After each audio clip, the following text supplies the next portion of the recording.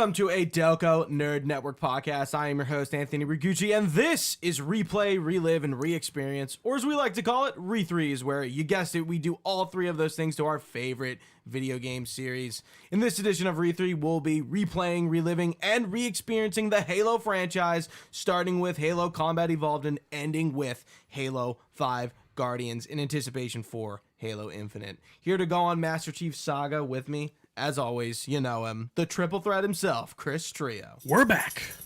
And Gino. And Gino himself. And Gino. But no, our guest for this long series of podcasts, Chris Geddes, Delco Zone. Welcome, my friend. Thank you. So good to be back. Yeah, it's been a few weeks since we recorded. 3 weeks, I think. At least, I'd say, yeah. Really? It's wow. Yeah, it's been a minute. As they say, as the kids say. I don't mind like taking the break in between. I didn't mind it at all. I didn't feel like that. And we needed that one weekend off. I'm It not felt gonna long lie. for me. Yeah. I don't know. I enjoyed having that weekend off too. I'm not gonna lie. That one Sunday we did the skipped. Snyder Cut last week. Yeah. That's out. Hallelujah. Hallelujah. But anyway, we're not here to talk about this is Zack Snyder's. Can I just do a takeaway?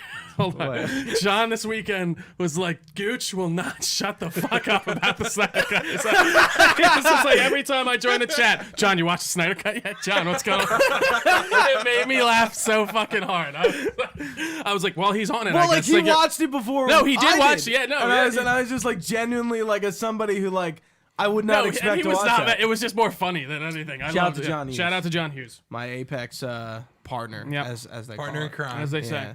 All right, Halo 2.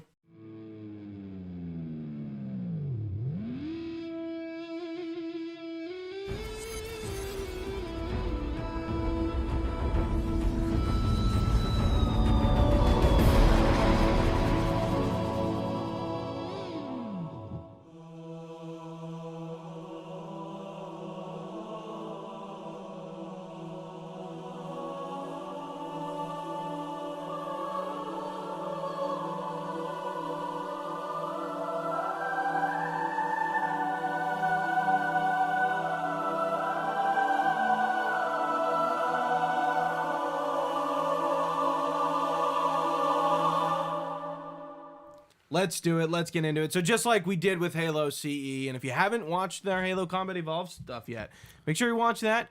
I mean, you could probably start here, but like, Yeah, wherever you feel like it. Start at the beginning. Yeah, you know, play along with us. Do it to it. You don't start at chapter 2 of a book. You start at chapter 1. Unless you're a psychopath. That's But, all I'm gonna say.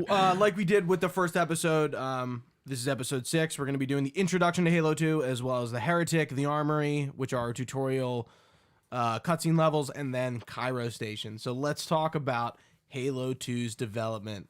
For some reason, I have in between Halo Combat Evolved and 2. Well, no shit. That's when this game was developed. It's a little redundant. All right. So Halo was never planned as a trilogy, but the critical commercial success of Combat Evolved, selling more than 5 million copies in 3 years, made a sequel expected. Xbox General Manager Jay Allard confirmed Halo 2 was in production at E3 in 2002. Thank you. You're It's welcome. really tough. Yeah. It really, I say Going 2005 and shit like that. Yeah, now. it's like that doesn't make any Yeah. sense. So, and that was planned to be released in 2003. Many of Bungie wanted a sequel building on the cut ideas of Combat Evolved, being the follow-up to be more ambitious. The added publisher support for a sequel allowed greater leeway and the ability to return to more ambitious ideas lost in Combat Evolved's development. Not to satisfy with merely adding back to cut content to the sequel, designer Jamie Greismer. I'm gonna go with that. Go for it. Recalled that the team tripled everything, rebuilding the game engine, changing the physics engine, and prototyping a system for stencil shadow volumes. The game's development would suffer from a lack of clear leadership. Early development discussions happened in small, unconnected teams that did not talk with each other. Jason Jones, who had been exhausted from shipping Combat Evolved, similarly burned out during Halo 2's production. Jones left the project to work on another Bungie game, Phoenix, leaving fewer people to work on Halo 2.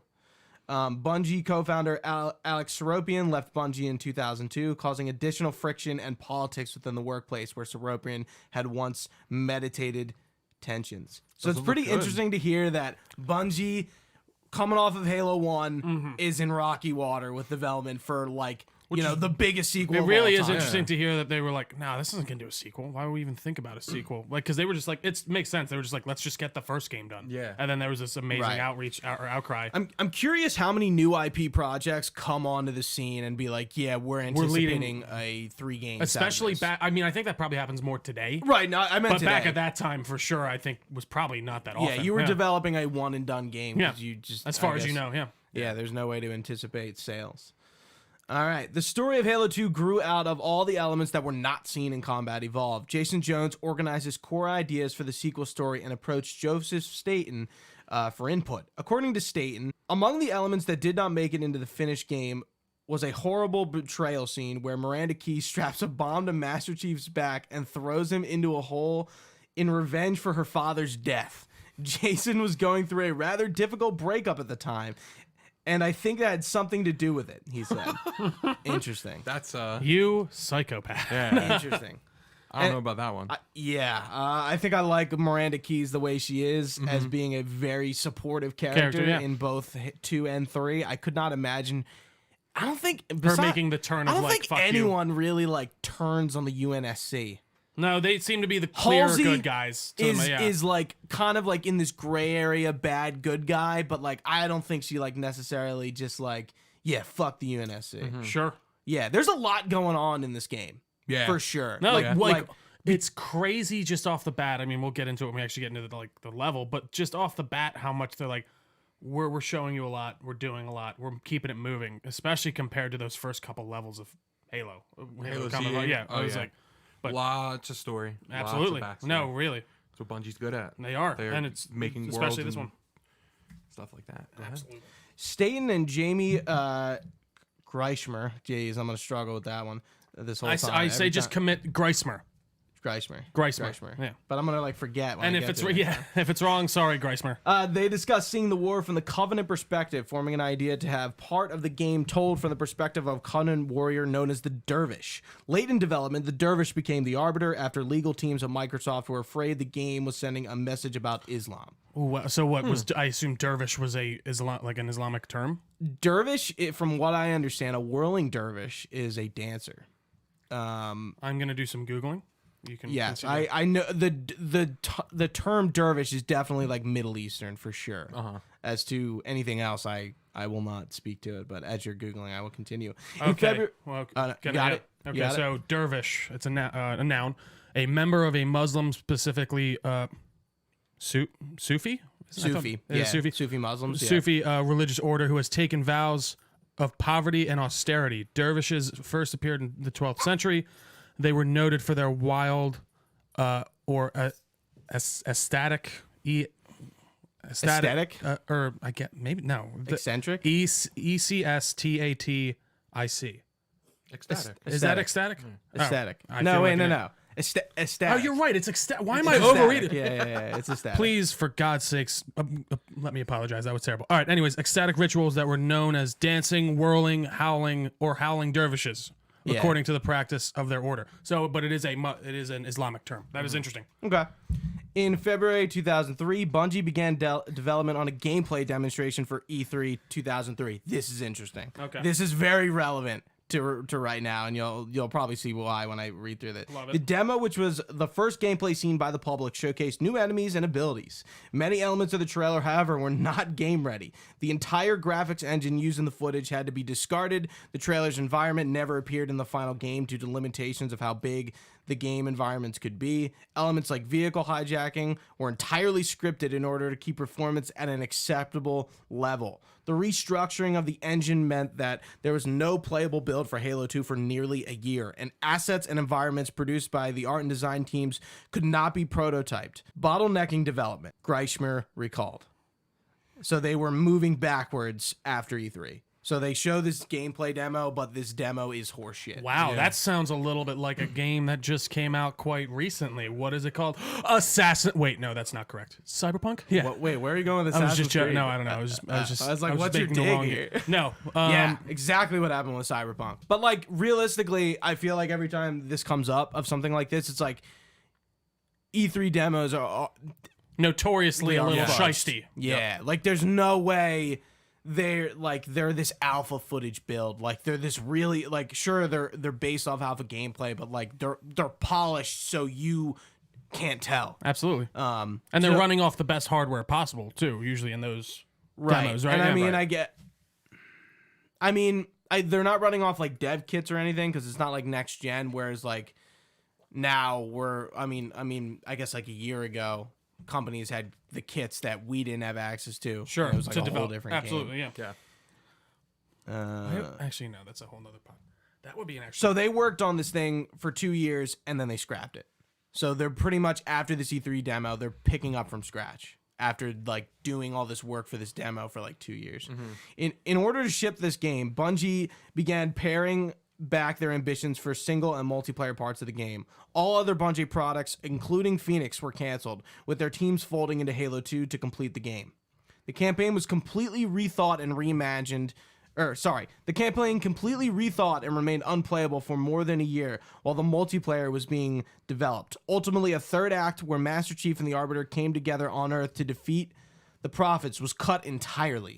Wow. Stanton hoped the resulting cliffhanger would be treated like the end of The Empire Strikes Back, which it kind of That is cool. Yeah. It kind of played. I think that played out pretty well. Absolutely. Halo 2 does end kind of abruptly, but like I don't think it's a bad thing. Don't even tell me how it does because I don't remember. But I don't remember that at all. I remember there's obviously the long Warthog run at the end of some kind. But yeah. Is there? I don't know. Oh, god damn you. Planned vehicles such as variants of the Warthog and all-terrain vehicle were scrapped. With single-player mode in trouble, very little had been done with the large warfare multiplayer mode. Eventually, the entire warfare mode was cut, and What's up? Oh no, I was just gonna. Well, I didn't mean to wait, Continue your thing. That's Okay.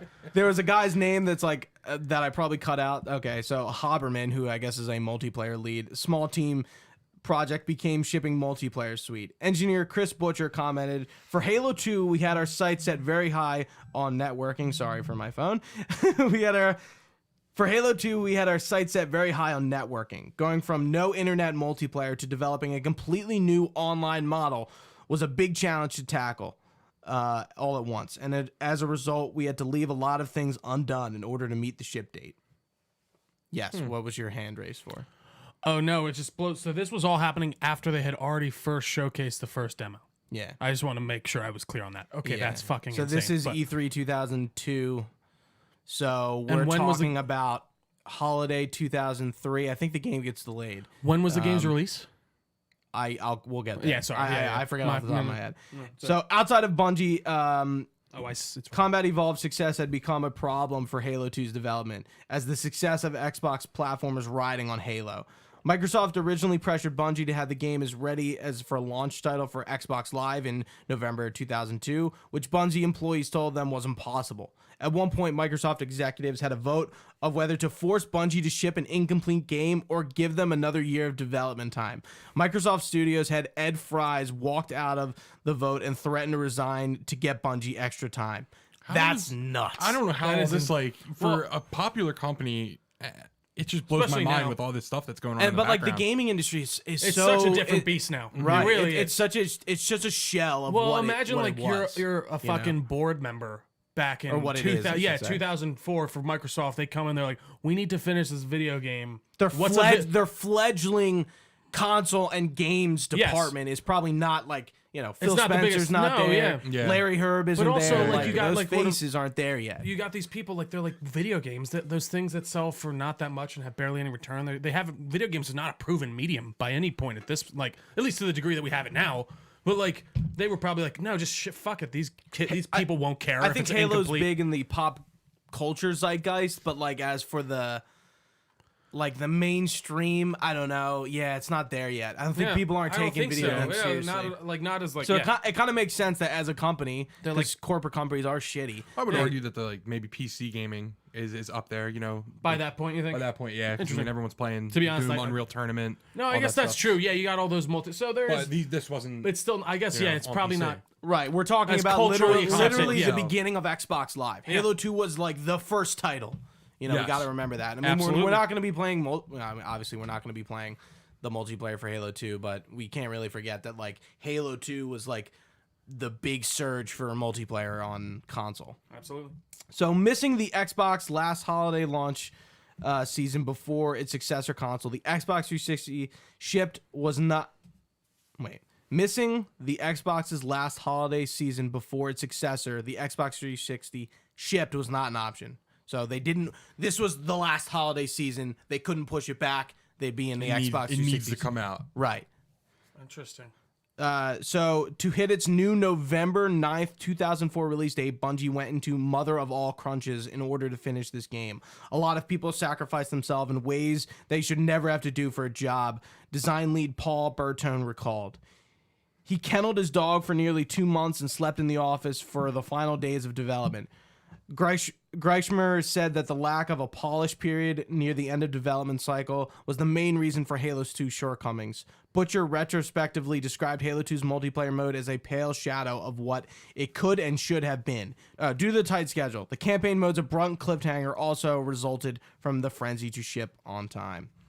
It baffles me that they think of this game so negatively when people love it. Very fondly look back on it. I feel like. Yeah. I guess it was just obviously with the Xbox Live and just people being able to play with their friends. I think that's really helped. It's kind of shitty, but it worked out. Yeah. Oh yeah. It's not like Cyberpunk where you have they are getting a troubled development and then it ships and it sucks. They had a troubled development and it just made them even more money. Yeah. So it's, the fruits of their labor kind of paid off. Yeah, and it's also I'm not hard saying to know that the crunch was okay, but Gooch, I think you are saying that crunch is okay. Crunch culture. No, I completely agree. It's weird that but again, that's how everything works. I feel like just as a broad example, just when it comes to Star Wars, they had no plan for those trilogies. But if it worked out and people liked what they did, it wouldn't matter. But now that people don't necessarily like those movies, they look back and they're like, you had no plan? What the fuck were you doing? So people then start to care. So it's interesting to see with this that did work in that direction for them. Halo 2's release was part of a shift towards blockbuster gaming releases. In 2004, the video game industry estimated to gross $7.6 billion in the US, behind the $9.4 billion gross of domestic box office sales. Halo 2's success was seen by the press as evidence of a generational shift in entertainment. The CBC's Greg Bolton remarked that prior to Halo 2's splashy release, the video game industry hadn't been yet found a recognizable public face, a universal acclaimed megastar. The Ringer called Halo 2 the birth of the video game as we know it today, a mass shared experience, and credited it with birthing modern multiplayer infrastructure and popularizing American esports. I got one more paragraph. Halo 2's matchmaking technology was one of the turning points in the video game industry in the 2000s, setting a new standard for other games. G4's Sterling McGarvey wrote that Bungie's sequel was shot in the arm for Xbox Live subscriptions and previewed many of the features that would set the standard for Microsoft's online service on the next machine. Critics credited the game with bringing online multiplayer to the console masses and serving as Xbox Live's killer app. The Province's Paul Chapman wrote, games like Call of Duty Modern Warfare 2 would not have been as enjoyable if Halo 2 had not broke ground. So Halo 1 breaks ground as Xbox killer app for campaign. Yeah. Halo 2 does the same thing, but for multiplayer. Multiplayer, yeah. And was the campaign ill received when it came out? No, that's what I thought. So people liked it. Because it is interesting to Halo, to just hear them. 2 is pretty well. That's what I thought. I even remember having very fond memories of the ending. So that's why it's just interesting to hear them talking back and being we had this cliffhanger that we had to cut off in the last moment. But yeah. What a great segue, Trio. Let's talk about our experiences with Halo 2. Why don't you kick us off? Yeah, I mean, I just remember playing co-op on this game. I remember trying to beat it with Legendary with my friend when I was younger. I remember just having a great time with it. I remember truly going back through just the beginning couple levels, the scene with the Arbiter when you first get introduced to him, when you're seeing these kind of events unfold, and even it's so cool to be able to look in between the new gen graphics or the updated graphics. You couldn't mid cutscene. Yeah, and switching it back and forth. It really is cool. But even I'm looking back, even the first scene at the end of the first training level we'll get into it, but when Chief has that great moment when he shoots out of the fucking airlock, I'm like, oh fuck, this is so good. I remember this. It brought me right back, and I love this game, and just the start, I'm already in Halo 1 was a bit of a slog, or Combat Evolved, but the first 3 levels I shot through in no time at all. Yeah. Mr. Geddes, please. Yeah. I mean, I still didn't have an Xbox. I don't think I didn't get my Xbox till like 2007. So around the time Halo 3 and like Modern Warfare. So you weren't like going over friends and playing it? I don't really remember Halo 2 as much, so honestly. I actually have the same sort of issue, especially the campaign. Yeah, definitely. Halo 2 is really my weak spot of Halo. Yep. It's not a game that I played a lot of the campaign with at people's houses. I do remember playing a lot of multiplayer. LAN specifically, but yep. Yeah, I really don't like Halo 2. Even going back and playing, it's like I know what happens and I know like the main beats, but sometimes like I forget the finer details. Unlike Halo 1 where I know that game down pat. Yeah. Same with like Halo 3. That's like Halo 2 is this sort of like gray spot for me where I didn't play the campaign again as a kid, so I don't really have this like. If I played it, I played it once and it's all a blur to me. So. Interesting. Right. All right, so release information. This game was released on November 9th of 2004. It was also released on Windows on November 9th, 2007, Xbox One, Series X, and PC in the Halo 2 anniversary on the Master Chief Collection on November 11th, 2014, and then on PC on December 3rd, 2019. So that is how you can play it. As always, we're playing it on the Master Chief Collection. Chris Geddes is on PC. And then me and Trio are on Xbox Series X's. Yep.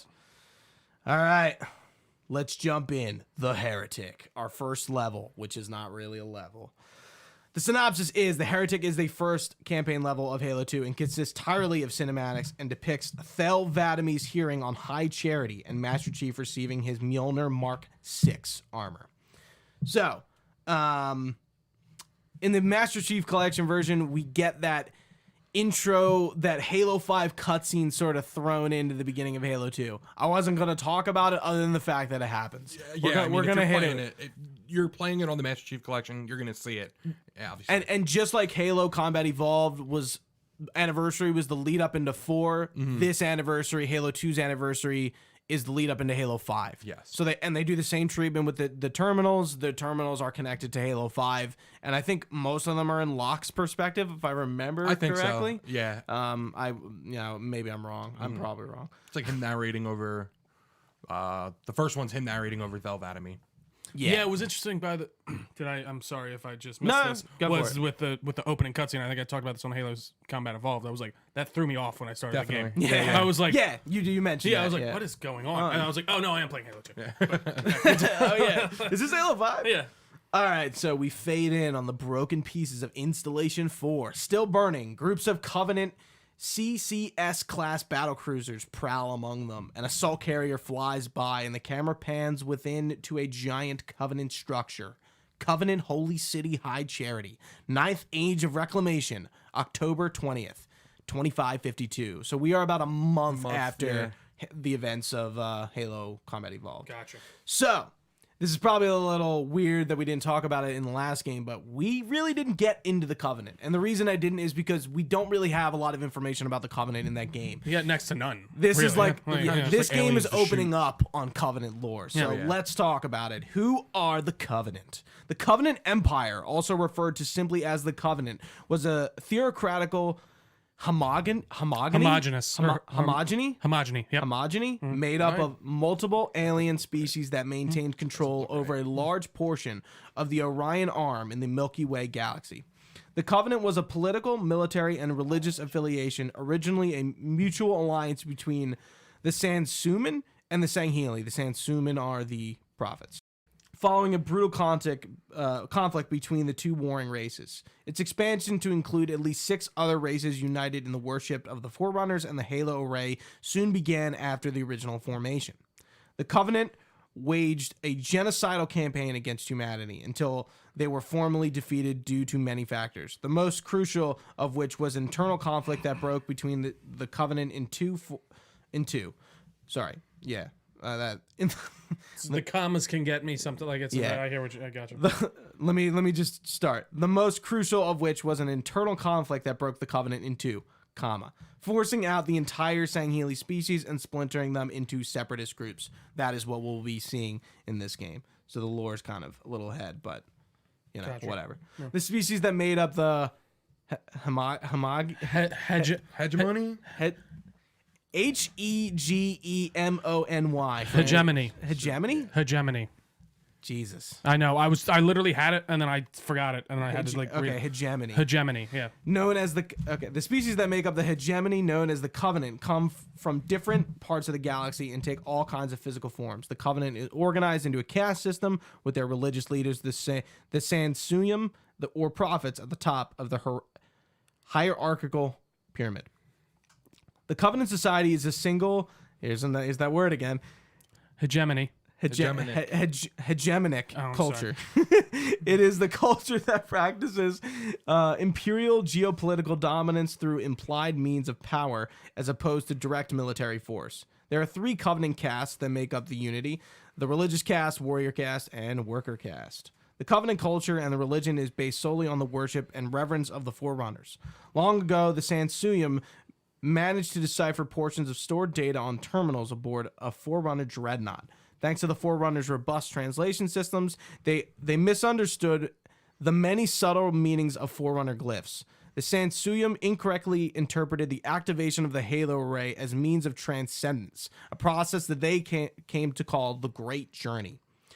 They did not understand that this activation had been designed to kill the Flood, or more precisely, to kill the Flood's food, creating a galactic genocide. They simply thought that the Forerunners had disappeared and left other species of the galaxy to their fates. Because of this, the Covenant often search and recover their artifacts and often have to turn to war to achieve these ends. In the Covenant Society, personal vendettas are not tolerated, although many conflicts in the Covenant's past have been sparked by vendettas. Trio. Interesting. So it is interesting just hearing like the words for these things that they use that were These kind of big-ass obviously. words. Well, no, but they do seem like Muslim and or Islamic inspired, like in the way of just like the Sansun. Like I wonder if like just hearing them talk about how they took about like that what was that whole thing that we The just dervish? the dervish and stuff like that. If they were also I feel like, pulling from Muslim religion. and it's like the yeah, they were, Covenant. but like then also you got to even think about like this came out when was this being developed?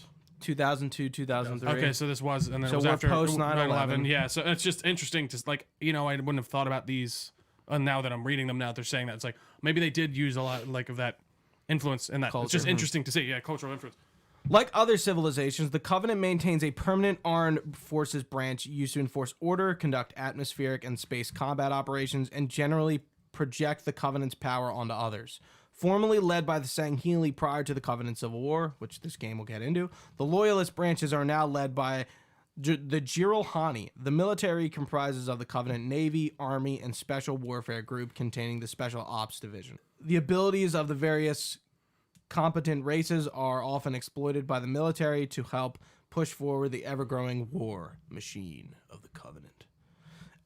So in that title card, we mentioned Ages of Reclamation. So here's a quick. I was gonna ask you about that there too, and I'm quick glad I brief on didn't. Ages of Reclamation. The Ages of Reclamation were a series of events that in the Covenant history during which the true search of the Halos began. It was the final age of the Covenant history, and as the Covenant split apart in the Great Schism at the conclusion of the age, the 9th Age of Reclamation was the time in which the Human Covenant War occurred, and began when the minute. Sorry, yeah. And the comma, the fucking commas. I know it's so yeah. So, the 9th Age of Reclamation was the time in which the Human Covenant War occurred, comma, and began when the Ministry of Fortitude became the Prophet of Truth and declared war on humanity. So that is the Covenant's calendar. That's pretty much. interesting. Go ahead. No, go ahead. I was just curious. So like they know. They're talking about they want to go on the great journey or whatever, so they want to turn them on. They just don't realize it's just going to kill them, or do they? They right. know They it's going to don't. kill them, They- and they just think that's the journey. Like, Well, The prophets know that. they do, but they don't. But they know they're going to Truth die knows. too. Okay, but does he? I guess do they religiously really believe like? Well, then that will start the great. Like they are that like I believe like so. prophetical or what's the word I'm looking for? Or but like that.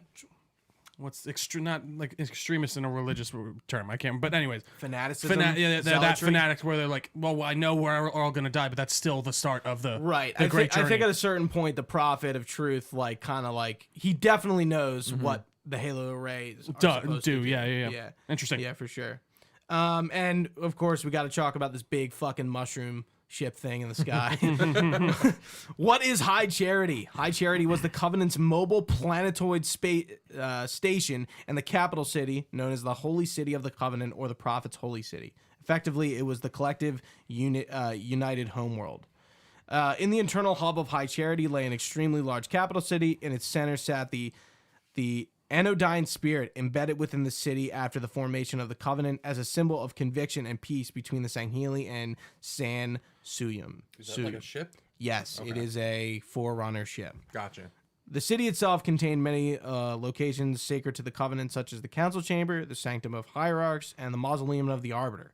As a construct, High Charity was similar to the unyielding Hierophant and a repair and refit station, though it also served as a mobile command post. Unlike the smaller Covenant vessels and their UNSC counterparts, High Charity contained many courtyards and other non-essential spaces, which gave the station a terrestrial feel. The interior of High Charity was filled with the Covenant's unique architecture of a lighter tone than the naval vessels.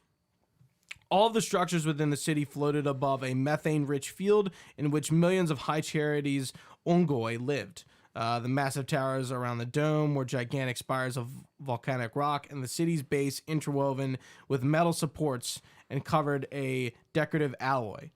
They were used by the Sansuyum as offices and private residences. So all the grunts live at the bottom?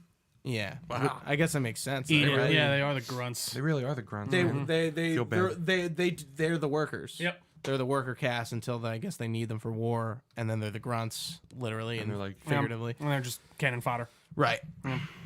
So we get a close up of High Charity. Hundreds of Covenant's warships swarm around it. We fade to a ledge across from the tiers of stadium-like seats. Several Banshees patrol around it. The camera slowly zooms toward a door on the back of the ledge. A voice is heard. There was only one ship.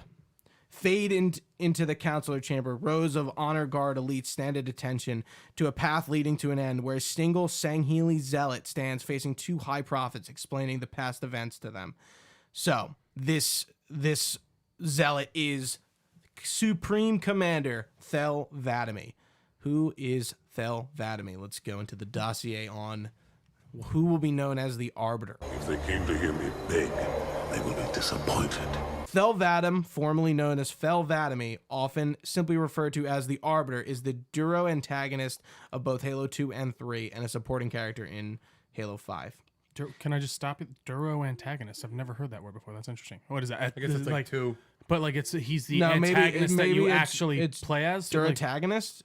It's Duro Duro antagonist? antagonist? Duet. So- It's like duet. Duro antagonist? Interesting. But no, that's I think it just means he's good and he is bad. the counter pro. He's your other protagonist, I guess. Almost. the Yeah. power level. You can click Interesting. on the word and it'll bring No, I you was to- trying. it'll Yeah, I was bring it trying to to. you. But I'm sorry, I did not mean to derail. It was just No, an it's interesting okay.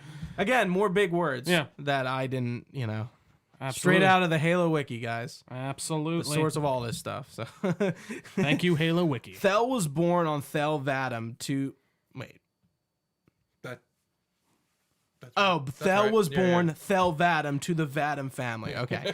Rulers of the powerful state of Vadam on Sanghelos. As a young Sangheili, Thel was trained in the ways of the warrior by his relative Lac Vadami. He joined the Covenant military, earning him the right to use the suffix EE, which is added to a Sangheilian name upon joining the military. Thel fought alongside the Covenant when they attacked Madrigal in 2528. Soon Thel gained the rank of shipmaster and earned the title of Caden, I would with say, his yeah. keep. At some point between 2535 and 2552, Thel's exceptional leadership and combat prowess earned him the rank of fleet. I'm reading too fast. Earned him the rank of Fleet Particular Justice's Supreme Commander. During his time as Supreme Commander, Thel was responsible for over 1 billion human casualties. Nice. Killer. The loss of at least 7 human worlds and the destruction of over 123 human vessels during the fleet's action. I guess it's not. He didn't kill. So he is responsible for the For the subsequent For deaths. death, He didn't yeah. kill them himself. That would be cooler if he killed 1 billion people barehanded. But Near the end of his time serving as Supreme Commander, he led the victorious Covenant forces at the fall of Reach. As the battle ended, Thel ordered all ships within the command to follow the fleeing UNSC Pillar of Autumn. Following the Autumn's course led to them to Installation 4. Commanding the Seeker of Truth, he had his ships began evacuation of the ring upon the release of the Flood. But the Parasite managed to capture a ship and infect a minor prophet. The prophet... infect a minor prophet, the Ministry of Etiology? Etiology. Etiology? Yeah. The Minister of Etiology. So there were minor prophets? This is during First Strike, by the way. This is during First Strike. Oh, yeah. Okay, yeah. Yes, I guess. Yeah. I guess they have because ranks we too. do see a lot of the Sansuyum in that room that aren't prophets. Oh, that's right. Yeah, So, there's yes. a bunch. Just they're like the all of counselor. them are champion. like the higher Highest, tier. yeah. Real racist society. I don't know if we mentioned that. I'm like, what the fuck, guys? I'm sorry. Continue. The sudden widespread evacuation led to confusion as ships became infested, and he was unable to prevent the destruction of the ring and was forced to abandon it. The abandonment saved his life, but also resulted in the capture of the newly arrived flagship, the Ascendant Justice, by John 117, and he was called before the High Council to answer for these failures. Dun dun. So it's kind of like fucked that they're just like, yeah. Well, they need a fucked up. and they also need a scapegoat. I think feel like Right. is the idea. Like it's Yeah. like it's the political. They're They're like he is the fall guy. 110%. Yeah, he's like, that oh well, is he exactly fucked what's up. going on. We're gonna fuck him up. So we've talked about the Sansuyum for a little bit. In Latin, their name means worms of treachery. Oh, That's that's a good dig. So, also known as the Prophets by Humanity, these are a species who were the leadership caste within the Covenant, and one of the more mysterious member races of the hierarchy. Prophets appear to exert complete control over the religious and political affairs, thus fulfilling their role as leaders. The prophets enforce a misguided theology based on the false belief that their firing the halo array will start the great journey, transcending them into godlike status. Although physically frail compared to the other Covenant species, they wield an absolute power over the Covenant. They have a strong religious importance through the Covenant, obviously. The prophets are extremely frail, possibly due to being adapted for a low-gravity environment. The supplemental book incorporated in the Halo 3 Collector's Edition suggests that inbreeding and lack of concern for physical health, perhaps suspended by the single-minded desire to achieve transcendence, is probable response for this outcome. So they just evolved over time and just It reminds me of like the, evolved. yeah, well, devolved. you know, it yeah. kind of reminds me of the guys from the people in Wall-E. They just sit in there. They don't have to do Oh, anything. They're yeah. just there. They're Great like, comparison. That's what I mean. They're just Yeah, they're for getting real. fat and frail. Well, not fat, but they're just getting frail. And No, like, we they're don't need fat. to. They're fat They're and fat. Wall-E. And they Come don't on, need to do. They don't need to stuff do like that. anything. So the prophets are just like, yeah, fuck you. Like you could snap their neck in probably no time at all. As a representatives of the gods, the prophets hold a great amount of power over the other races of the Covenant. They earned reverential titles as such as Holy One and Eminence. They are protected at all times by the mighty legions of the Sangheili Honor Guardsmen and are rarely involved in combat themselves. They prefer to dedicate themselves to the study of Forerunner artifacts. However, important events to the Covenant usually require a higher-ranking prophet, such as a hierarch, to be present. For them devoting their lives to studying Forerunner artifacts, you feel like they would all pretty much know that what happens when you activate Halo. Yeah, you'd think so. Right. Maybe that, and I assume this is a pretty big brotherish society, so I guess the lower prophets maybe are like kept low, like Scientology. Not until you get to the higher tiers, they ain't telling you find out the that truth. they showed up in G7 jets to drop off souls in the volcanoes. So I think it would be a kind of similar thing here, where they'd be like, "What?" But anyways, Yeah. The majority of the prophets use anti-grav belts to support themselves. Higher-ranking prophets, such as the Hierarchs, a group of 3 prophets with total control of the Covenant, use anti-grav thrones to support themselves. These, however, are not so much for the support as they are for personal defense. They are fitted with holographic emitters and energy shield generators and a teleportation device and a built-in gravity cannon. it's pretty useful. In the event of assassins getting past their guards, they are able to defend themselves quite well. Since the activation of the Halo Array, the Prophets' numbers have been dwindling, with the destruction of their original homeworld 3,200 years before the events of 2552 likely contributing to this. At the time of 2552, there were only 23 million profits. Only. Yeah, there's an exact number. close but, to 24 million, but yeah. yeah. So there's 23 million existing. After the flood invasion of High Charity, their new homeworld, the majority of their species was consumed. So this is Halo 2 events, leaving less than 1,000 alive. So you go to their homeworld in this game? No, it's gone. It's just okay. By this, So by the they're time- all on High Charity. Okay. Almost all of them. and die. this is when, but okay. High Charity gets invaded by the flood. in this game, right? Yeah. Yeah. Okay, I couldn't remember. Yeah. I'm real, dude. It is funny how much this game I really don't remember. Yeah, that's so funny. So yeah, pretty much this cutscene, the Prophet of Mercy, Truth, and Regret are like drilling Thelvadamy about why he retreated, and I think he has a pretty legitimate reason. It's talking about the flood, right? Isn't Them releasing the flood causes the Covenant to flee, and they leave. Does he reference Master Chief as like the demon in this scene? Yes, so he says, that the by the first time time? I learned the demon's intent, there was nothing I could do. That's right. And that's the last line of his flashback. Do you hear that in the first game? Do you hear No. That's why I didn't think so. So in this game, he is referred to as the demon. I don't think Master Chief is known to the Covenant until this. That's what I thought, To a yeah. certain degree, because now he is the last Spartan, or one of them. Interesting, yeah. So it's a little different of a dynamic. I will guess. say though, but at the time of this game when it came out, he was supposed to be the last Spartan, right? Yes. We really didn't have any. I don't know if First Strike. Yeah, First Strike is probably out at this point, right? I don't know.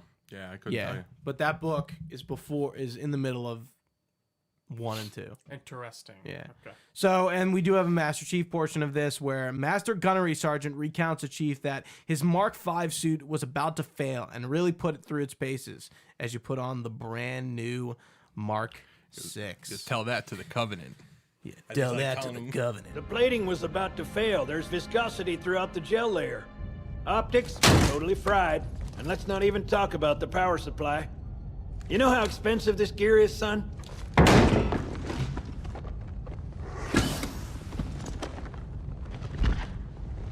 Tell that to the Covenant. Like, this is messed up. Your power supply. He's like, don't even get me started on the power supply. Yeah. So, yeah, again, we're a month after Halo 1, and Chief is on a station, and yeah, he's getting a new suit. So we'll be in Mark 6 for this game and the next game. Gotcha. And are we out? Is this a space? This isn't a space station outside Earth, is it? It is. Yes, it is. Yeah, Oh, we'll okay, get I'm to it. sorry. My apologies. I'm skipping You're ahead. jumping the You're gun, excited? man. I am. I really because I'm like. So we put on the Mjolnir powered assault armor Mark 6. Was the third generation of this version of armor. The suit was issued to the few surviving Spartan 2 commandos in October 2552, replacing the older Mark V.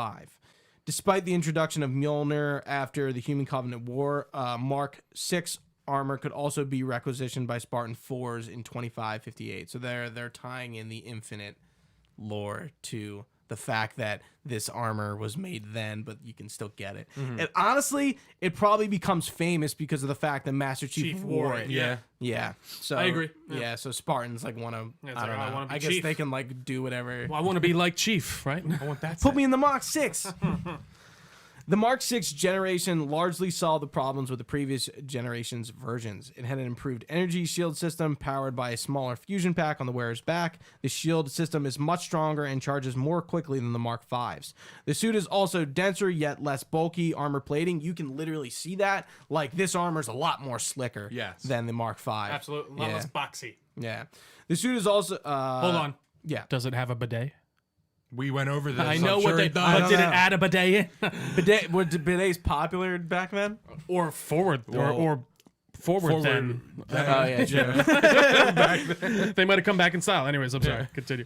The biggest change, however, was the inclusion of automatic biofoam injectors. With the introduction of the Mark VI, these biofoam injectors would have become integral part of the Spartan's ability to function in battle. As medical gel is used to fill and seal wounds automatically, although this process causes extreme pain. However, while biofoam also allows a soldier to continue to perform his job without bleeding out, biofoam is only a temporary means of saving a person's life. I feel like you've seen biofoam, like or a version of it in like a movie or something like that, like where they kind of fill and them. it's in ODST. I mentioned. Oh, I think is I it? mentioned that in the first episode Interesting. of Halo C. I did not. When we were talking about health packs or something. Well, it's kind of funny. They introduce a lore reason as to why you don't have health. No, that Yeah, does make yeah, sense. yeah, The yeah, armor yeah, does. yeah, Yeah, I didn't even that think makes about sense. that. Wow. yeah. It's kind of weird. I mean, it's not. This is not Set in the story at all. right. Yeah, this you would is- never this know. Is just reading the wiki and the armor. In addition, the Mark 6's liquid crystal and hydrostatic gel layers receive significant improvements over the previous version. The liquid crystal layer increases the strength of the armor by a factor of 5, in addition to the amplifying the user's reaction time by the same factor. The hydrostatic layer features a lockdown device which protects the muscles and joints of its Spartans wear from heavy impact injuries. This is used in the beginning of Halo 3.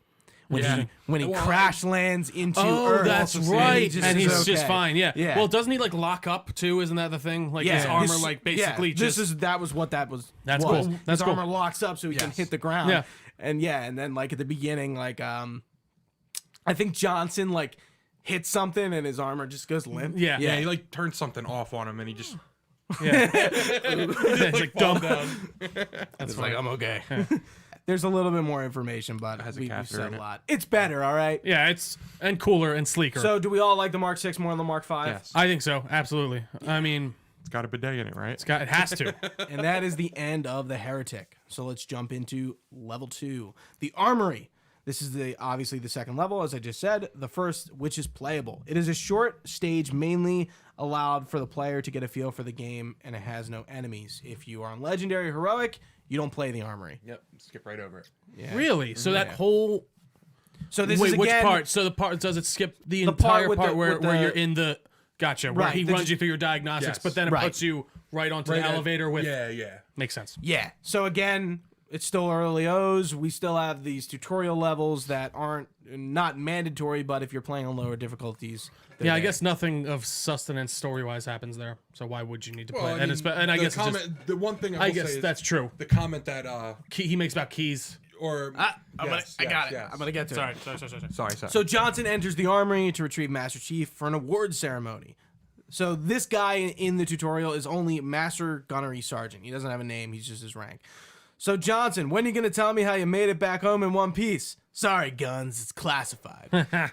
Son of a My bitch. ass. Son of a bitch. Like we were talking, ass. we were talking about, at the end of the last episode, like how the fuck does Johnson get off this thing? Yeah, it's I'm- just- and there, he's just not refer- yeah. Him and Chief are the like main survivors, and there are a few Marines, Chip Stubbo, Yeah, Martin Chip Stubbo. Stacker. So Of course, Chips Dubbo. Who yeah, can? like, But of like, it course. is funny. They did just leave himself enough room to be like, he just made it off. Yeah. Like you didn't see him die. You don't know what happened to him.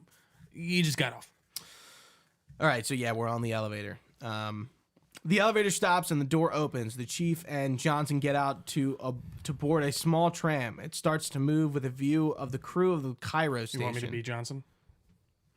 I think you just nominated Yeah, yourself. you can read. Sure. Yeah, no, I don't have a problem with that. Going about their business and the backdrop of windows displaying the station and the view of the stars. The planet Earth comes into view as the tram starts moving. Sergeant Johnson comments on things passing by the windows. Earth. Haven't seen it in years. When I shipped out for basic, the orbital defense grid was all but theory and politics. Now look!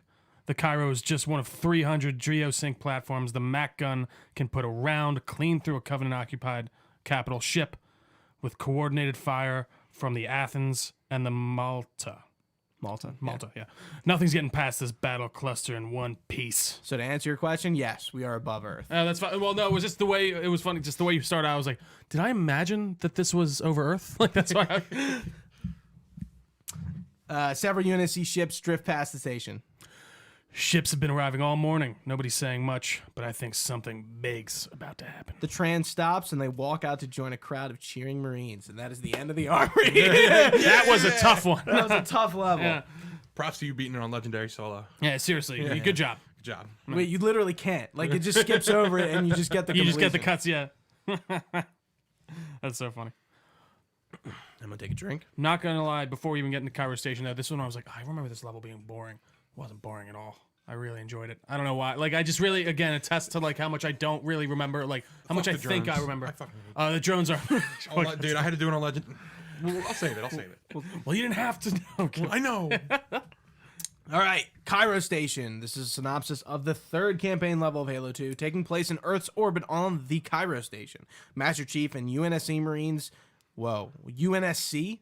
Yeah, I said that right. Yeah, you were wrong. Yeah. UNSC Marines fight against boarding Covenant troops, accumulating in the battle over Sangheili guarded bomb intended to destroy the station. So yeah, you're probably asking, what is the Cairo Station? Well, Trio mentioned it in his little dialogue with Johnson earlier, but the Cairo Station was an orbital defense platform in geosynchronous orbit about 35,000 kilometers above Earth over the Egyptian city of Cairo.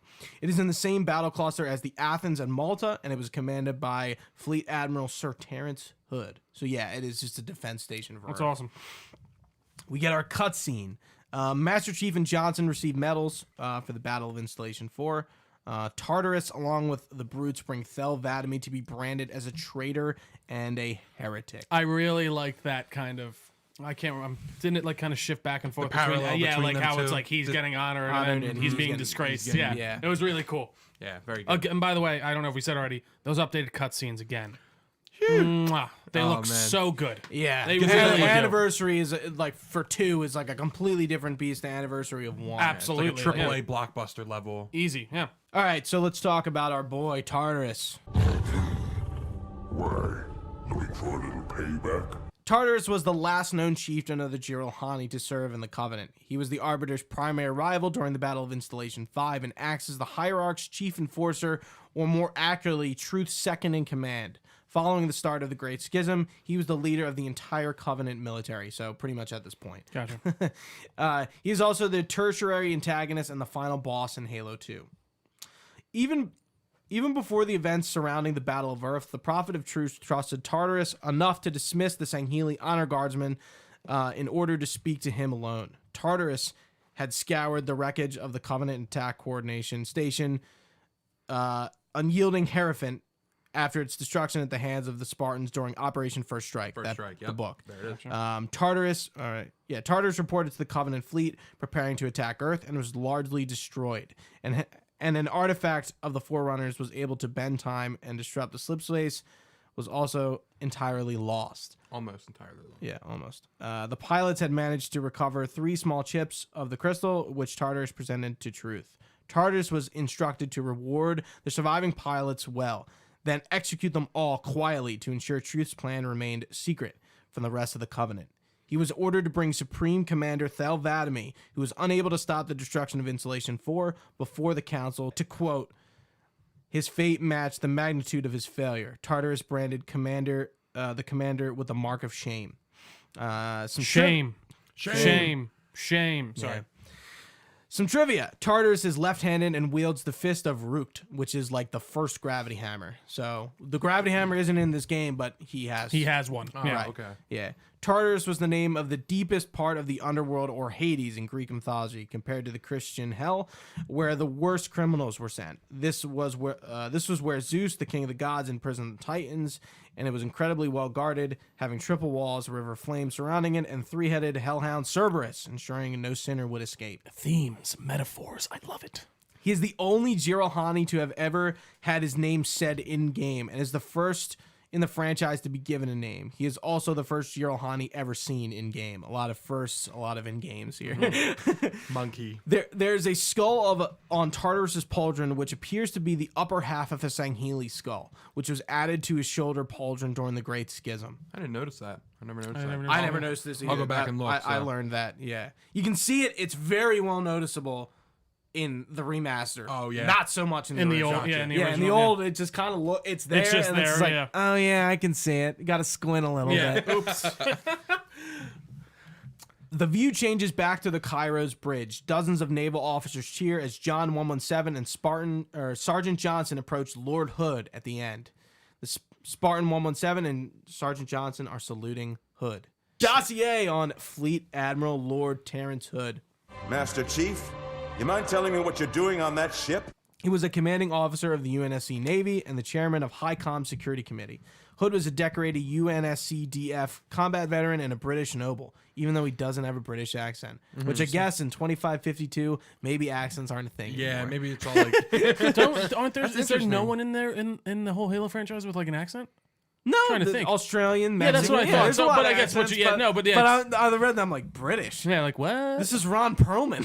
That's who that's voicing? I didn't know that. No. Yeah, it's Ron That's Perlman. interesting. I have that in my trivia. But prior to December 2530, Hood served as James Cutter's XO aboard the UNSC Spirit of Fire, aka Halo Wars, where he was given command of the Halcyon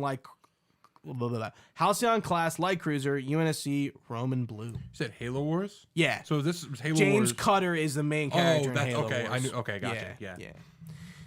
He had been. Yeah, we won't be playing those Yeah. games. He had been promoted to Fleet Admiral and taken a prominent seat in the UNSC Security Committee by September 4th, 2552. In the aftermath of the fall of Reach, Hood received Lieutenant Wagner's report on the fall of Reach in the front of the committee. The Admiral was interested in the fate of the UNSC Pillar of Autumn and its Spartan 2s, and was dismayed to find most of the super soldiers had been expended during the battle. Hood was also considered Wagner's petition to authorize a mission to search for the survivors on Reach. Yes. So he's versed by Ron Perlman himself. Hellboy. Hellboy's probably around this time. But yeah. Yeah, no, I feel like what he's is Ron Perlman really known for? Hellboy. I think Hellboy. No, I think Hellboy's one of the big ones. Absolutely. Really? Sons I of think Anarchy. Sons of Anarchy. Absolutely. But I'm talking like before this. That's I really think this his is when he first was. role? I really think that was like his kind of one of his breakout. I feel like in the way of mainstream. Bullshit. Come on. we can Google it. I mean, I don't know. I can't think of anything else. I don't know. but Like, we also weren't alive. sure, but like that's when I hear people talk about Ron Perlman coming in. That's I feel like the first one. Even like older people I hear be like, "That's when I like." I don't know. I can't think of another Ron Perlman movie. I think of Hellboy. Yeah, of course. I do too. But like I got the beginning of Fallout 3. Doesn't yeah, he do that's, that? that is funny. He is the. he is that. That's guy. great. Yeah. Cortana says, "You look nice." Thank you. Hood presents Johnson and Hood presents Johnson with the colonel cross. Colonial. Thank you. You're welcome. Colonel. What the fuck am I Colonel. saying? Colonial. The UNSC Colonial Cross is the highest ranking military decoration awarded to soldiers, Marines, sailors, and airmen in the UNSDF. The DF in UNSC is Defense Force. The Colonial Cross is awarded for acts of singular daring and devotion and is the highest wartime decoration a UNSC serviceman or woman can earn. It is usually given out in a ceremony recognized as the person who has won the reward. Miranda Keyes also gets this as well. And so this is Hood's line. Commander Miranda Keyes, your father's actions were in keeping with the highest traditions of military service. His bravery in the face of impossible odds reflects great credit upon himself and the UNSC. The Navy has lost one of its best. And Miranda is crying in this scene. Well, you didn't. She's fine, No, I know. I'm just saying. She's like getting sniffly. And let's get into a dossier on Miranda Keyes. Remote activation from here? Born Miranda Halsey, was a commander in the UNSC Navy. Keyes served as a commanding officer aboard both UNSC in Amberclad as well as Forward Unto Dawn, and was the commander of the Human Expedition Force into Installation 00 in late 2552. She was the daughter of the late Jacob Keyes and Catherine Halsey. She was born in 2525 to Catherine Halsey and Jacob Keyes. While living with her mother up until 2531, she was eventually sent to live with her father, changing her last name to Keyes soon after. When this game came out, was that known knowledge that she was her mother? Great question. Because I don't know. Well, the terminals weren't out in the original version of Halo So CE. So they. interesting. So there's a chance that might not have been the original. I don't think- thought. No, Yeah. bullshit. Yes, it had to have been written in the lore. Yeah. Oh, well, yeah, Because she looks like Cortana. Yeah, that's true. Yeah. Cortana and her look alike, and that's Definitely. on purpose. Yeah. Yeah. So I would say yes, but maybe We wouldn't know it. But Right. like, Sure. obviously, Bungie. she would live on Luna, where her father taught at the Academy of Mayor Nubian or Luna. Or Luna Officer Cadet School. Miranda was accepted to the Academy's pre-enlistment training at the age of 16, and being the second youngest to ever attend the school, after graduating with honors, she immediately requested assignment to active duty. On April 5th, 2550, Miranda was promoted to the the rank of lieutenant commander in a promotion ceremony downtown Quezon on Reach. Fleet Admiral Terrence Hood also personally awarded her the Silver Star, and it was announced she would assume command of the UNSC frigate in amber clad. Immediately following the ceremony, Keyes was deployed back into active duty and having been postponed at a mandatory leave required for those receiving these promotions. Some trivia. Dr. Halsey believes that Cortana looks partially like Miranda. In Halo 2, she has a scar in the shape of a number 7. I didn't know that. Yeah, Where is that? Like, where's that at? I think it's only in the original. I don't know. Oh, okay. I tried to find a picture and I couldn't find it. I was like, what the fuck are you talking about? Miranda lived almost as long as the Human Covenant War, being born only a few weeks after its start and dying on the day of its end. She was 27. So, spoilers. Sorry. She dies. Damn it. The view changes back to High Charity again, where a blackened Sentinel combat... Sangheili? Jesus Christ. Yes. Where a blackened Sangheili combat helmet falls to the floor, and the naked Vadimi hangs limply from his restraints. A glowing brand rises from the floor behind him, and Tartarus grabs it and strides forward. Thel Vadimi raises his head weakly. Tartarus gives him a fierce look and presses the brand against the Sangheili's chest with malice. The tortured Thel Vadimi fights the pain, but gives in and screams. There's a line about, I think, like, Thel Vadimi being like, you know, they won't hear me scream, and then like Tartarus like kind of like laughs and is like, okay, sure. And then, and then he brands them. Yeah. The Covenant begin their attack on the Cairo Station and Earth. I'll be Master Chief. Trio, you'll be Hood, and I'll be you'll be Sergeant Johnson. Let's do it. Go for it, Trio. 1 second. Lord Hood, all right. Something's not right. The fleet that destroyed Reach, it was 50 times that size. Am I again? I'm sorry. They're going to try and take our Mac guns offline, give their capital ships a straight shot to Earth. Looks at John 117. Master Chief, defend this station. Yes, sir. I need a weapon. Right this way. So that classic line, that Classic. I need a gun. Johnson and John 117 lead the bridge as Lord Hood turns his back to the command station. Through the bay windows, they look up to the Mac cannon firing at the fleet to engage the Covenant attackers. Longsword fighters hurtle overhead, trailed by a Marathon-class cruisers. That scene where like the camera pans up and the ship goes right by, and the new graphics. It's so good. Oh my god. It's amazing. So we gear up to defend the station. The level begins.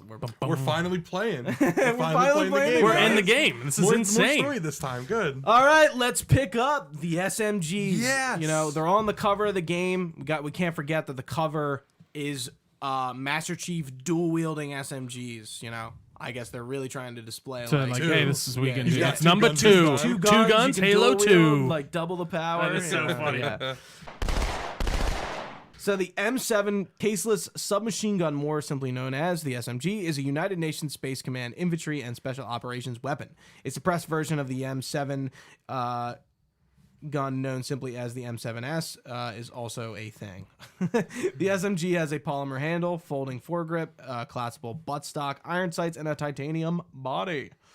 In Halo 2, the M7 replaces the assault rifle from Halo Combat Evolved. Both have the same magazine size, rate of fire, and reticle. Really? How crazy is that? That is weird. It's really weird. Like why even? You know, they probably changed it to feature the dual wielding. Absolutely. Because it's like, okay, like if we can just make a submachine gun that's exactly like the assault rifle. why not just take it just out? do it. Yeah. In Halo 2, when the player wields a single M7, the SMG stock is extended. When it's dual wielded, the stock is collapsed. All right, so this is the first time I think we're ever like talking about a video game mechanic here in this series. But yeah, dual wielding, as we were just mentioning, is introduced in this game and is in Halo 2 and 3. So we'll see it for 2 games, and obviously it allows you to wield 2 weapons at the same time. Didn't know that. We have I wouldn't have known that either, actually. the advantages are enhanced firepower, greater versatility. The 2 weapons can wield in conjunction, performing a multiple of roles. For example, you could wield the Magnum in one hand, and I guess as a Halo 3 reference, a Mauler in the other hand, so you have a farther shot weapon and a close range weapon. Also, there's other combos like the plasma rifle, SMG, the plasma pistol, and the Magnum. You get all of those kind of gameplay options there. You have double ammo reserve, and there's constant fire. So yeah. Do you guys like dual wielding in this game? or dual wielding in Halo in general. We're probably not going to talk about it in 3 like it's something new. I use it sometimes. Yeah. I mean, most of the time, if I'm dual wielding anything, it's the plasma pistol and probably the Magnum kind of sucks in this game. Yeah, it kind of does. The Magnum does in fact suck in this game. Yeah, I gotta say, I've been doing the dual wielding plasma rifles. I feel like they usually do some good damage. I'll only have the Magnum for the elites and stuff. But Sure. switching between's way too fast. Too slow. And the So in turn, yeah. The disadvantages are we can't melee, throw grenades, or use equipment. There's a reload and overheat window is increased. Accuracy decrease. It consumes twice as much ammo and decrease in damage per gun. So you do more damage if you're not holding 2 guns. But obviously you have 2 guns. So. sure. Also, at this time, we are picking up the battle rifle. Here it is. Yep. The BR. I still can't believe this gun wasn't in the first game. Like I don't know why. Like I don't know why. I really just remembered it always being like a mainstay, like from the beginning. Nope. Yeah, but it's you never know until you know, as they say. The BR-55 heavy barrel service rifle, more commonly known as the battle rifle, is a UNSC infantry firearm. The BR is a select fire rifle, first fielded in 2548 as an improved variant of the BR-55 battle rifle. The BR has seen service for over 27 years and the entire duration of the Human Covenant War. The UNSC employs the battle rifle as a medium-range marksman rifle. It fires new 9.5 by 40 millimeter ammunition from a 36-round magazine, which fits flush in the receiver. The magazine housing is built directly into the underside of the stock of the rifle. Again, it's a bullpup design. Most of the I feel like most of the rifles in this game are like bullpups. Seems I like think it. even the DMR is too. Yes. When we get to that. Yeah, so interesting that they, even though this is an American company, they go with like an American, not typical. Could you remind us what a bullpup is? A bullpup is when the magazine reloads in the stock of the gun. Gotcha. So not in the middle, or in front of the trigger. Not basically at your handle where normally, Yeah, like most of American guns are made like that. Sure. Bullpups are like a European design. Interesting. Yeah,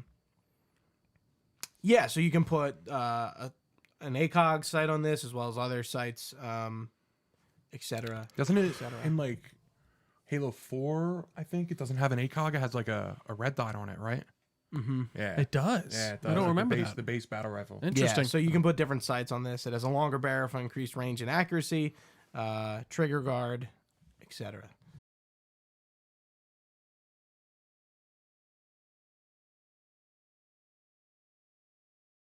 So some trivia. The marathon symbol is located on the gun's left side to the left of the ammunition counter, displayed in roughly above the trigger guard and on the stock. I'll have to look at that. That's cool. Weta has made replicas of this gun and a few other guns, so you can they made Weta. So you know what Weta is? Everyone, you know what Weta is? They make replicas of weapons and stuff for movies or props. Okay. And stuff. So the Magnum, Sniper, Carbine, Gravity Hammer, Spike Grenade, Rocket Launcher, and Plasma Pistol are made by Weta and currently on hold to be used in the Halo series. Interesting. Yeah. Well, Weta is like they do props for the movies too. Like I'm pretty sure they're they make them to sell, and also they do them for the movies. Yeah.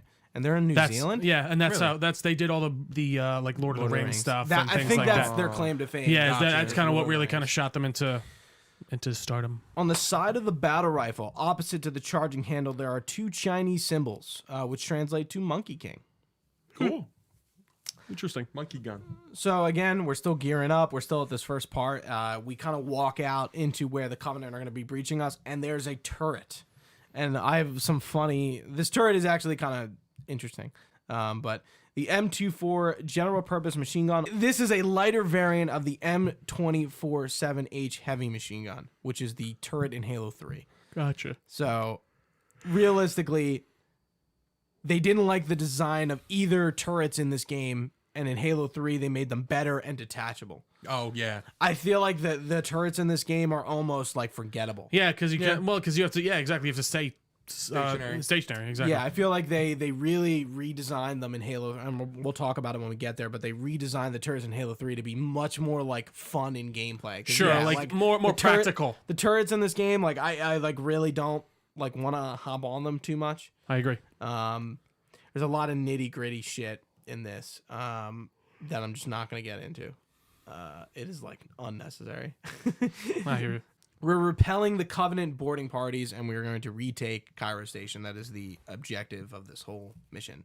The Covenant are getting into the Cairo Station via ticks, and basically they're in Halo 1, but they're not seen. It's how they penetrate like the like holes in windows. They make like entry points, or like in the where the space pods, the escape pods come out. bumblebees? They can attach. Gotcha. Yeah. So the Type 28 intrusion vehicle, also known as the Tick, is a Covenant ship specifically designed for boarding enemy vessels.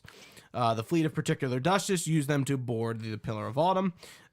This boarding craft was responsible for the destruction of the Athens and Malta stations as they delivered troops to Cairo Station, attempting to do the same thing, but their compliments were repelled.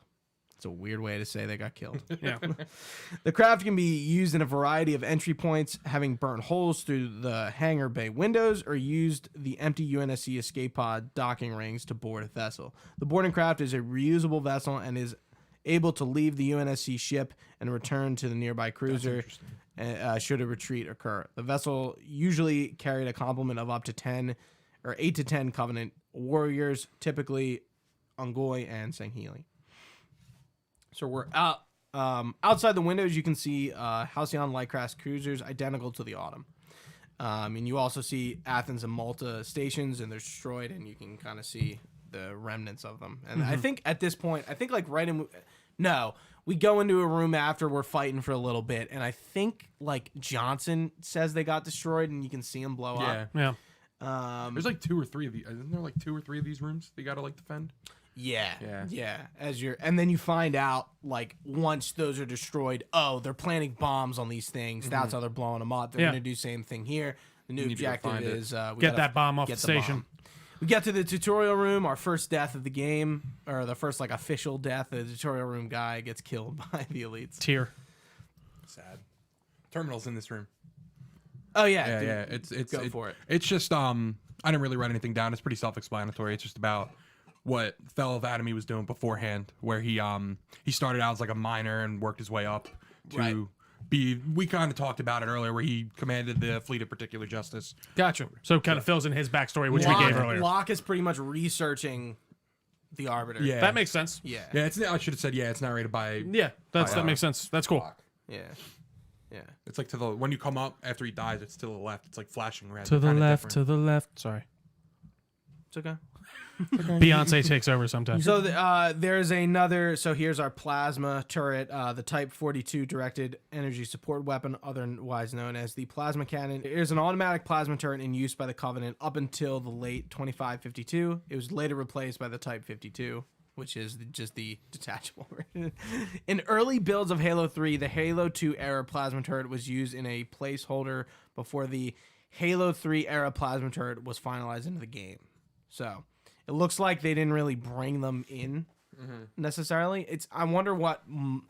It's kind of funny. Like we were just talking about how the gameplay is so much better when they're detachable. Yeah. No, well, again, like you're living this stationary thing that's cool to use for a moment, but it doesn't incentive. Once you kill the 3 people that are going to run at you at that spot, you can't really do anything with Who it. wants to stay still and shoot? Absolutely.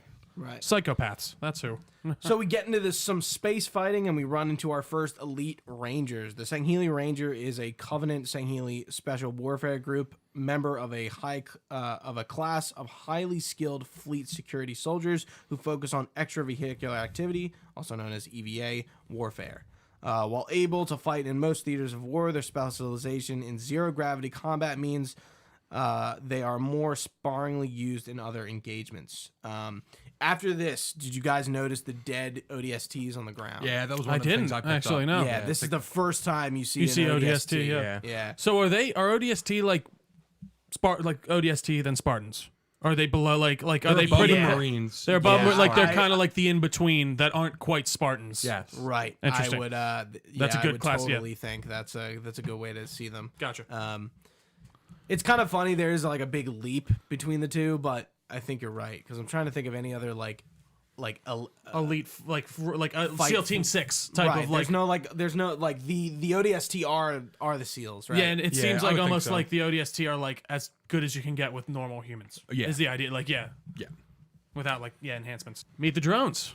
Yanmei, known by the humans as drones or buggers, and are a race of sentient, flight-capable insectoids who make up part of the alien religious group known as the Covenant. Their mastery of anti-gravity assisted flight has given them an almost insurmountable strategic advantage in combat. So we don't find out about these guys until this game, correct? Like they, Right. Yeah. but they have the ideas in lore. They've been with them, or are they a recent addition?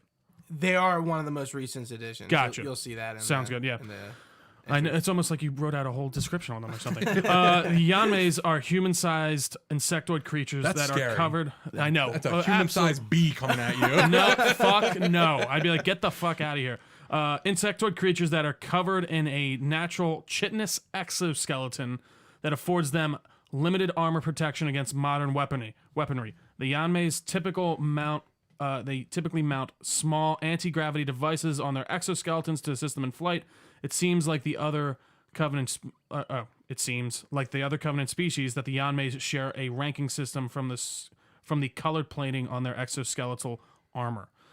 They do not interact with the other species except to trade and serve in military capacity. The exact position of the Yanmeis in the Covenant hierarchy are relatively unknown, although it is reasonable to speculate that they are higher ranked than the Ungoi, Kingyar, but lower ranked than the Sangheili and the Jirohani. That makes sense. That No, it they're does. definitely like middle of the pack. It's really interesting. Yeah, they're just there. Yeah, no, don't they're just really- like they're just kind of like we're getting by. We're doing that. They don't see it. Is there actually? They're, we'll keep going. the more entries get into it, but yeah, like Sure. it's interesting that like the drones like literally just don't have anything to do. Like they don't seem to socialize and like to get into it, but like yeah, they're just kind of like on their own, but they're in the covenants. Yeah, that's interesting. It's weird. The Yanmei are Drones. a Eusocial eusocial species, meaning their society usually consists of a single reproductive queen, a single reproductive queen, reproductive males and non-reproductive females, workers and or soldiers. That's where I get the bee thing from. Yeah, like one worker queen. bee. Yeah, no, Yeah. and that makes total sense. They were one of the newest races to join the Covenant, and are respected by the other Covenant species for their natural intelligence, obedience, and technological skill. They joined the Covenant in the year 1112, much like the Ugoi and the Malgako. How do you say that? Megalicolo? Or is it Galcolo? The hunters. That's an easier way to that's put tough, it. yeah. The hunters, they are a conquered race that was forced into service by the Covenant. Despite this, unlike the two former species, they remained with the Covenant loyalists during the Great Schism. They strictly follow the Covenant religion and obey every command without question, yet do not participate in the social norms due to communications difficulties with other species. They view the prophets as queens, a remnant of their former hive lifestyle. So what does that mean? They don't have a queen anymore? I guess not. But then how would they reproduce? I don't know. I don't think. Interesting.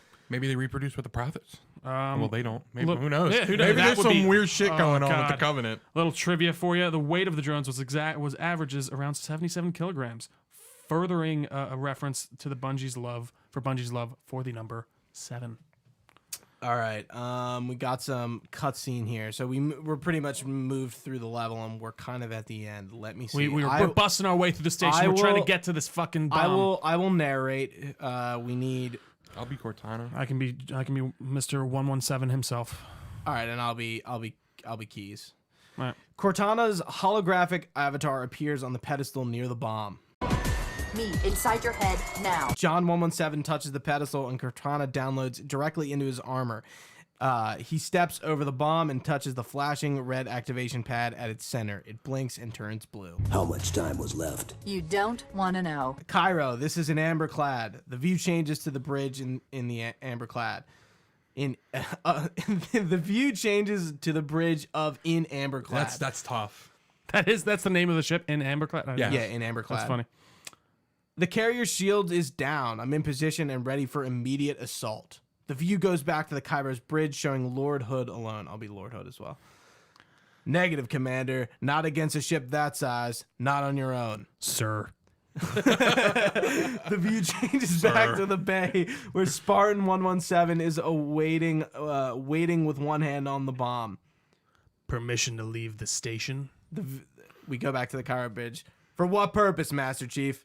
To give the Covenant back their bomb. I love that Lordo goes, permission granted. Sir, permission to leave the station. For what purpose, Master Chief? To give the Covenant back their bomb.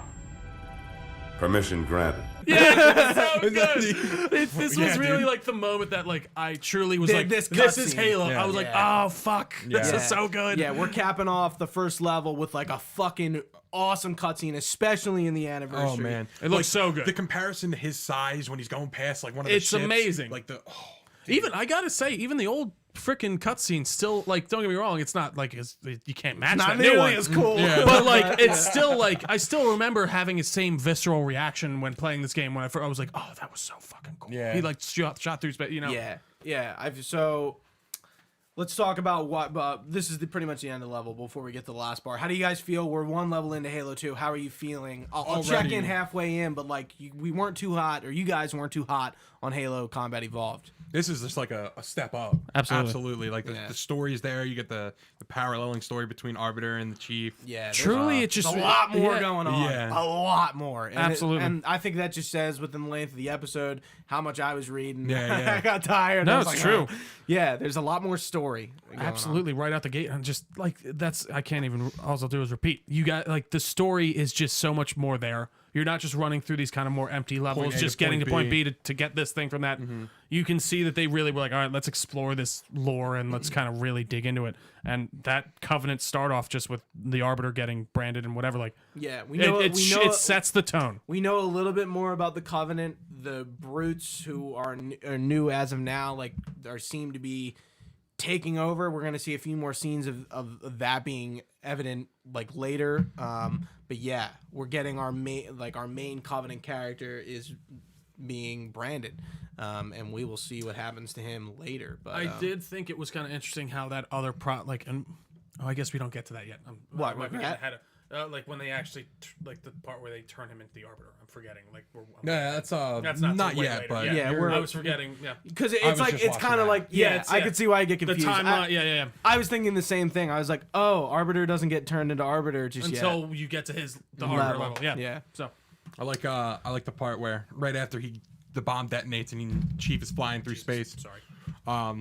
He slams into the Amberclad. Amberclad. And he's like, for a brick, he flew pretty good. Yeah. So, I love that. So Chief gets back on an Amberclad. It banks hard and dives towards Earth's atmosphere. A massive gray city along the eastern African coast comes into view. I'm pretty sure we're in Mombasa. Yeah, I think so. Pretty sure. Mombasa. Yeah. So that's where a lot of the events on Halo, or the events in Halo on Earth, take place in Africa, near and around Mombasa. Yep. So that'll be on next episode where we do Outskirts and Metropolis. And Gooch, I can't fucking wait. That does it for us on this episode of Re3, where we had a great time talking about the first couple episodes of Halo 2. Thank you all so much for listening. This has been a lot of fun. We hope you continue this journey with us. You can find this podcast everywhere podcasts are found: Spotify, iTunes, wherever. Tell us if it's not there. We'll try and see what we can do. We are on the social medias at Delco Nerds. You can email us, delconerds@gmail.com. What else? All this information can be found on our website, DelcoNerdNetwork.com. We also have a nice, fun Discord. Thank you, Chris. It's a lot of fun. We just shoot the shit on everything from Halo to Zack Snyder's Justice League. So come hang out, come chat. It is a great fucking time. Gooch is for smirking Gooch, over there. he is. For Gooch, for Chris, I've been Trio. Thanks for watching, guys. Stay nerdy, and we will see you next time.